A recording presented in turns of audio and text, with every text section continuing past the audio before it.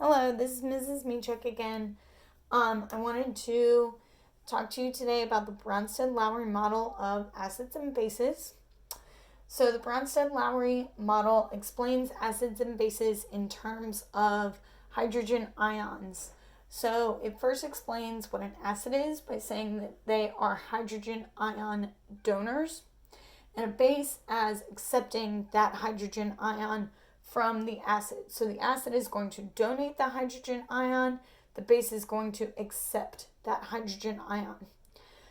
The Bronsted Lowry model does go on to say what happens after the acid donates the hydrogen ion and after the base accepts the hydrogen ion, to say what happens on the product side of the chemical equation.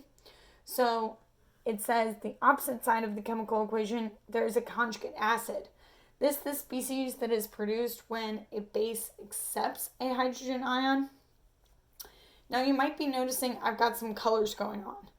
So notice that my base I've put in blue. So throughout this video I'll be using blue for bases. So you might be wondering, why did I write conjugate acid in blue?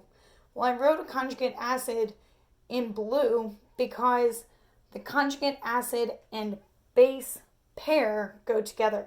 It's the base that produces the conjugate acid. So notice our definition here. Conjugate acid is a species that is produced when the base accepts a hydrogen ion. Moving further, notice I've written my acid in red. So the acid is what produces my conjugate base. Thus, look at our definition. The conjugate base is the species produced when the acid accepts a hydrogen, donates a hydrogen ion. Okay, so we are going to take a look at some examples.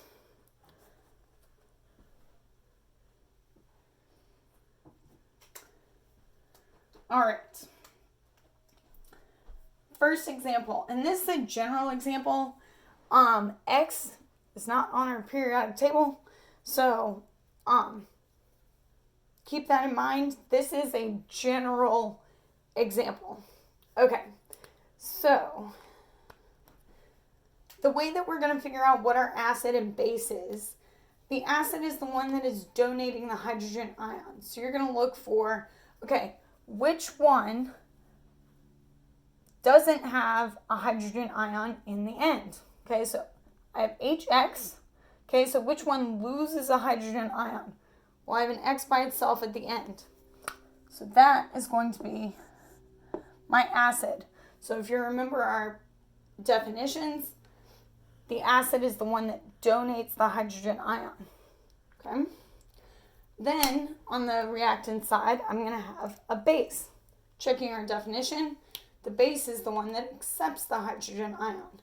So if it accepts it, it should have an extra hydrogen ion on the product side. So I've added a hydrogen ion, so I have H3O+. So this would indeed be my base. Now going to the product side, notice how I worded those when I was explaining. The base accepted a hydrogen ion. So from our definitions, this is my conjugate acid. And they are a pair. They go together. Conjugate acid and base pair. And this last thing, my X minus, would give me my conjugate base. They are a pair. They go together. So what this means is my acid lost a hydrogen ion to make X minus. My H2O, my water, gained a hydrogen ion to become H3O+.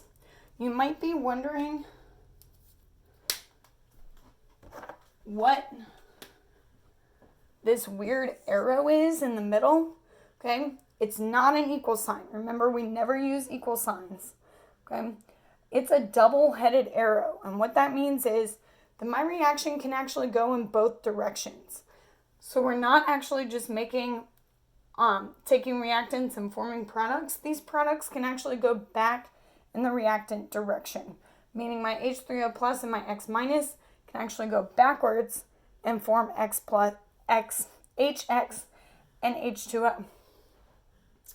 All right, keeping what we just learned in mind, and again, if you felt comfortable with this is our example, you can start to identify acids, bases, conjugate acids, and conjugate bases in the next few examples. The last example does have a slightly different question. If you feel comfortable and you've gotten all of those correct, you can do that last problem, check it, and then move on. All right. So in this next question, identifying the acid as the one that donates a hydrogen ion. Again, which one loses its hydrogen ion? So my HCl becomes Cl minus. So HCl is going to be the acid. That also, you can go ahead at the same time and call this your conjugate base. All right, that makes the H2O the base, which makes my H3O plus my conjugate, not my conjugate base, my conjugate acid. Okay, a couple things to note before we move on. The acid is not always written first. The base is not always written second. We can flip these over, around, any which way. You'll notice that my water has been the base in both of these cases. Water is not always necessarily a base. Another thing I wanted to point out, these symbols at the bottom, AQ, indicate that they're aqueous solutions. So this is HCl, aqueous, meaning that it's hydrochloric acid that has been dissolved in water. When we react it with water, it forms chlorine minus or chlorine minus ions, and they are dissolved in water. And then we have H3O plus ions, and they are dissolved in water. All right, next example. So this one's a little different. We have NH3 plus H2O yields NH4 plus OH minus. So taking a look at this equation, we want to again assess which species loses a hydrogen ion. So in this case, that would actually be water. Water is the one losing a hydrogen ion. So if I look across my equation, this is going to be my conjugate base. All right. Why is it water? Well, when this loses a hydrogen ion, we get OH minus. So then, take a peek. What does that make my ammonia? Well, the ammonia is the one that accepts that hydrogen ion. So this is going to be my base and my conjugate acid. Oh, goodness.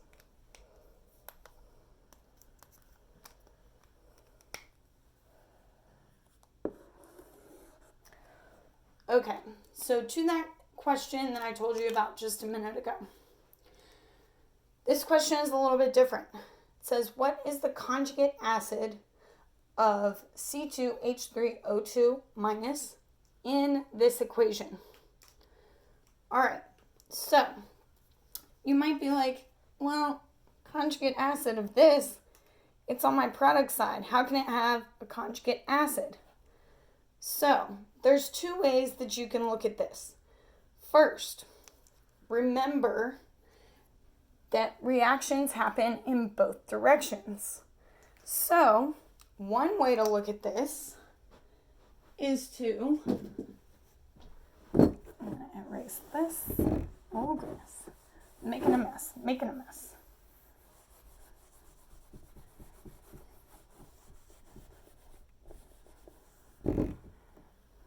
Can we still see everything? Yes. Is to rewrite the equation, but in the reverse direction, so that we know that these are the reactants and these are the products.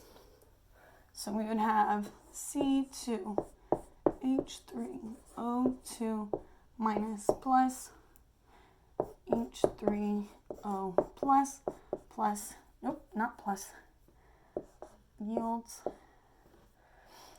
HC2. So that's a 2.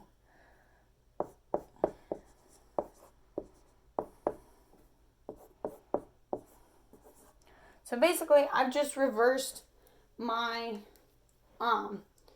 reaction, and now I can see, okay, well, if my reaction was going in the reverse direction, what would be my acid? What would be my base?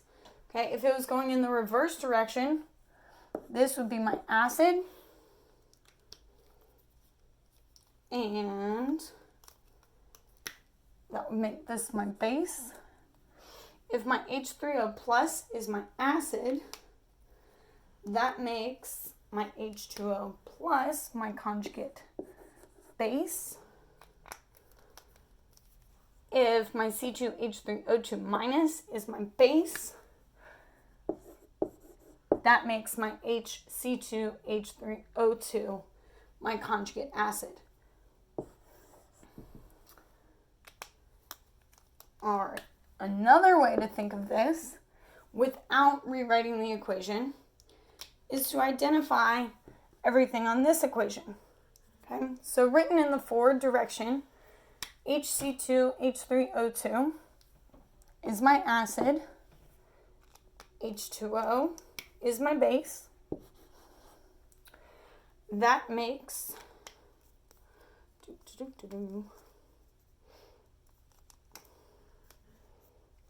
brain fart. This my conjugate base. Okay, so my C2H3O2 minus is my conjugate base, and H3O plus is my conjugate acid. Remembering, they go in pairs. So my acid forms my conjugate base. Okay, going back to the original question, what is the conjugate acid of C2H3O2? I erased the minus on accident. In the equation, well, this would be the conjugate acid. All right, and that would be acetic acid, or you could write HC2H3O2. And that's about it for the Bronsted Lowry model and conjugate acid base pairs. I hope that has been helpful.